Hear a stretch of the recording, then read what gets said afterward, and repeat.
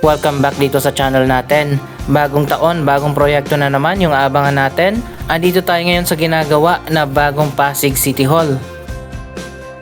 Wow, tingnan nyo naman guys, napakaganda ng itatayo na bagong Pasig City Hall.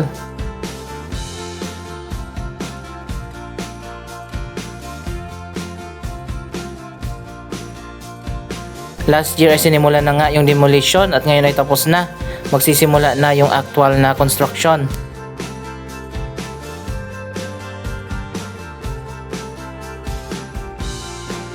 Naglalakihang poster na ang nilagay dito para sa itatayo na bagong building.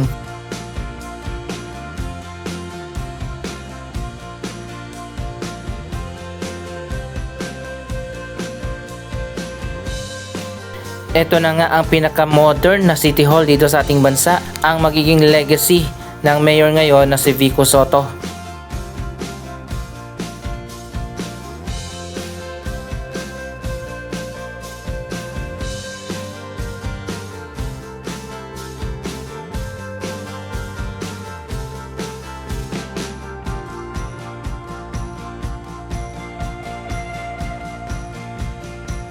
Kung babalikan natin, bakit nga ba kailangan na i-demolish ang lumang Pasig City Hall? Napag-alaman kasi sa pagsusuri ng mga engineers na delikado na nga yung structural integrity ng dating Pasig City Hall building at luma na rin ito.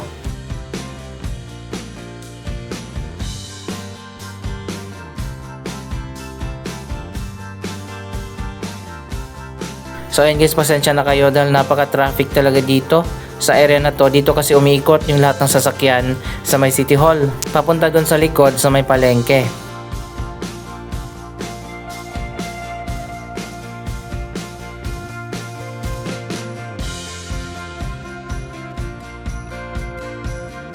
Anyway, 9.6 billion pesos nga ang budget ng Pasig City sa itatayo na bagong building nila.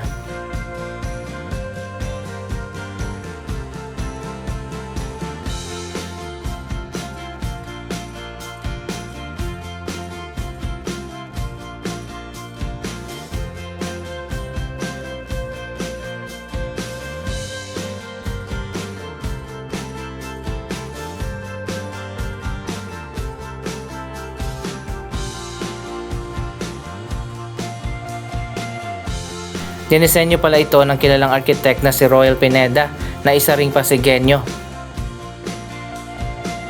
Samahan nyo ko, ikutin na nga natin itong bagong Pasig City Hall Campus Project.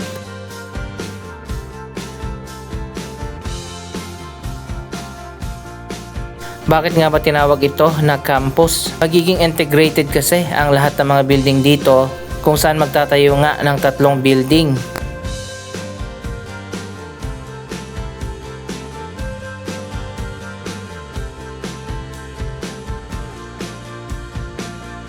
Pagkatapos ng proyektong ito, nasa iisang lugar na lang ang lahat ng kailangan na puntahan ng mga Pasigueños sa City Hall.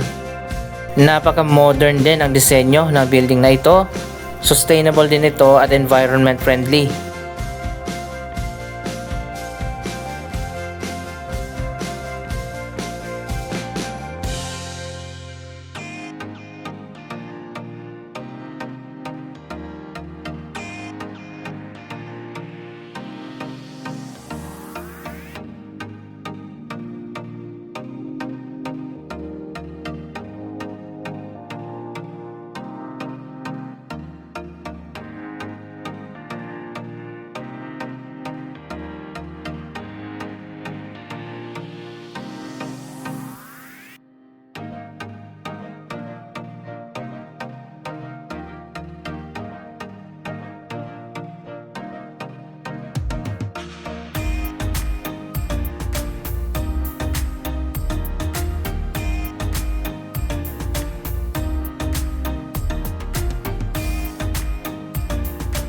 Tatlong modern building ang itatayo dito na interconnected at sa gitna magkakaroon ng Central Plaza.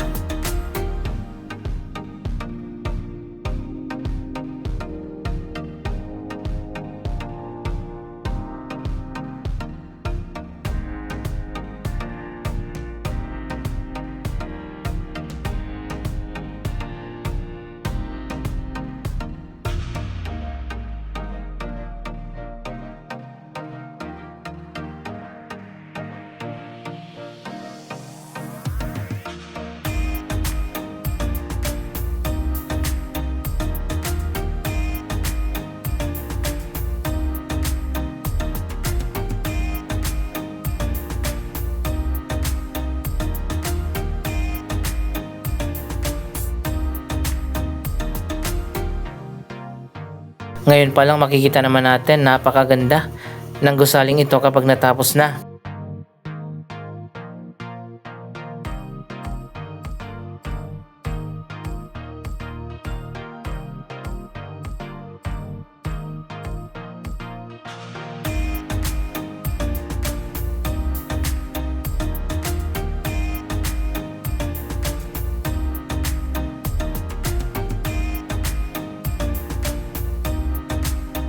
Magkakaroon dito ng modern na lobby, one-stop shop, magkakaroon din ng mga offices, City Health Department, Senior Citizen Center at marami pang iba.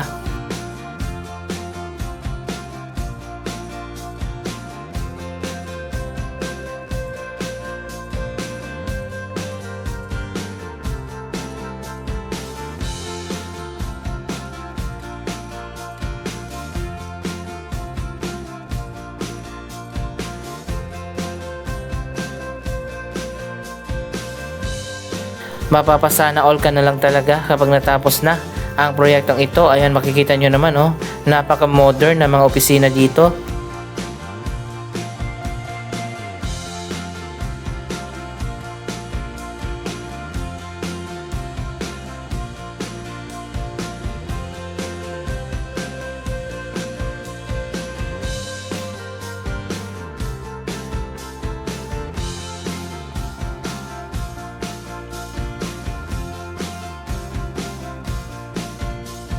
Ayan, makikita nyo naman magkakaroon pa dito sa loob ng auditorium at meron pang session hall.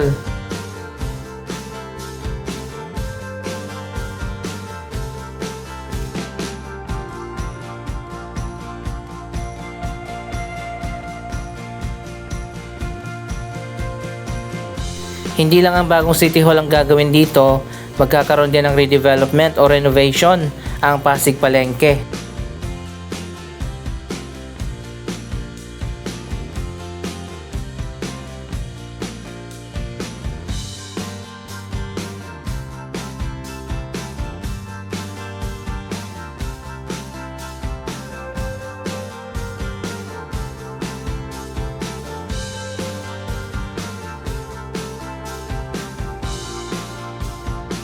Ngayong 2026 ay tuloy-tuloy na nga ang pagtatayo sa bagong Pasig City Hall. Ang timeline pala ng proyektong ito ay gagawin sa loob ng 720 days o 24 months, ibig sabihin 2 taon.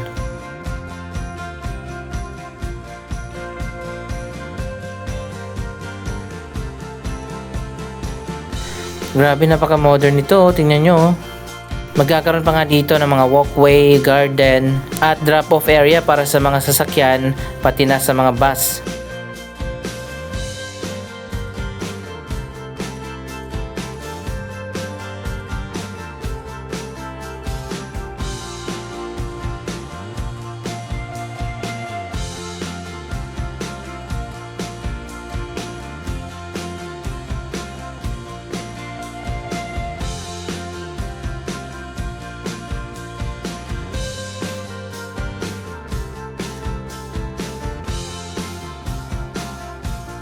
Magkakaroon pa pala ng grand fountain dito sa gitna.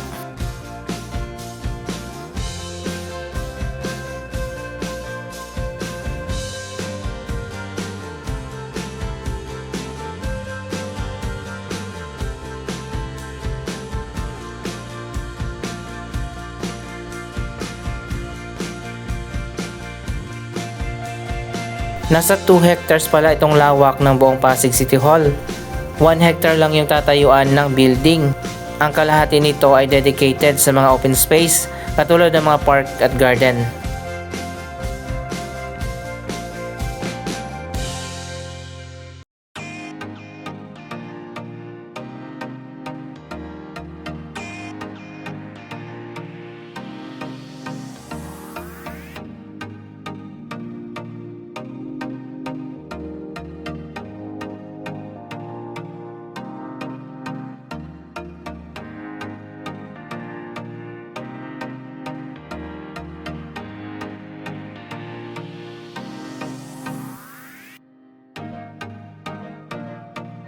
May elevated walkway din na connected sa mga building. Ang mga lumang elevated walkway dito ay didemolish na yan at papalitan ng mas bago at modern na walkway.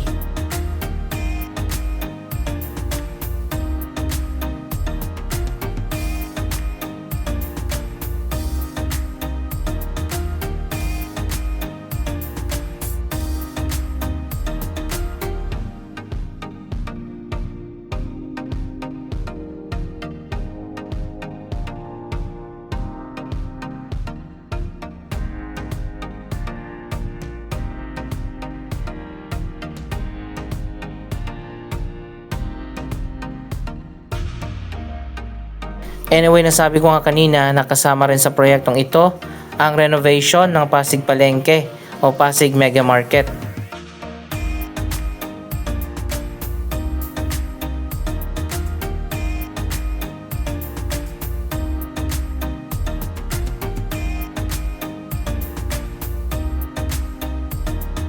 Magkakaroon nga ng modernization dito sa Palengke.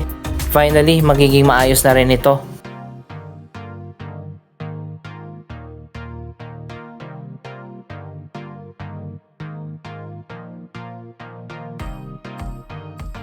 Napakalawak din itong Pasig Mega Market. Abangan din natin ang transformation nito.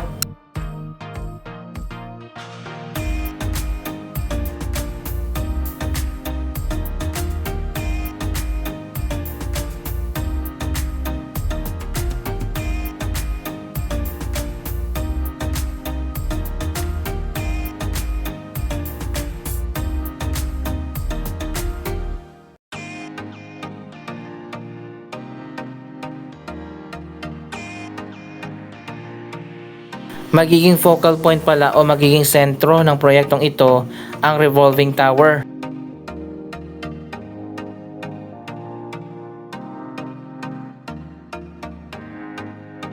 Ito lang yung hindi di-demolish at magkakaroon lang ng renovation. Magiging tourist attraction na pala yan at magkakaroon nga ng viewing deck.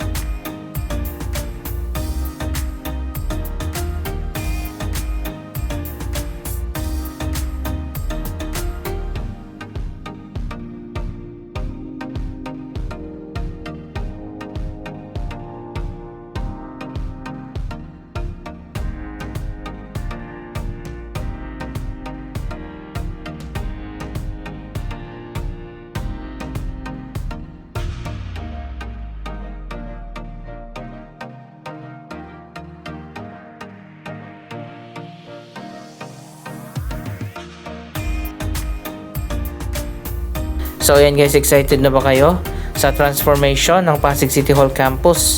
Sa year 2028, inaasahang matatapos ang buong proyektong ito.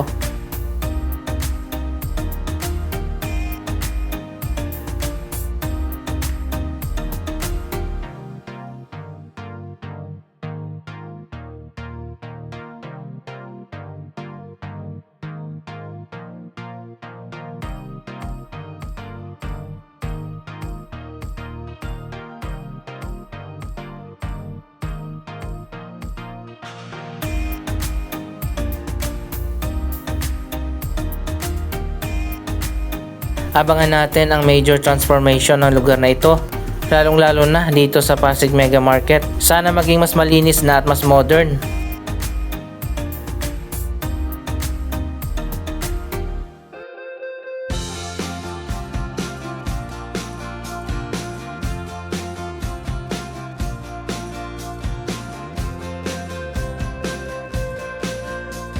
Anong masasabi niyo sa proyektong ito? Mag-comment lamang dyan sa baba ng inyong mga reaksyon. Maraming salamat sa inyong panonood. Huwag kalimutan na i-like, i-share ang video ito at mag-subscribe. Thank you for watching!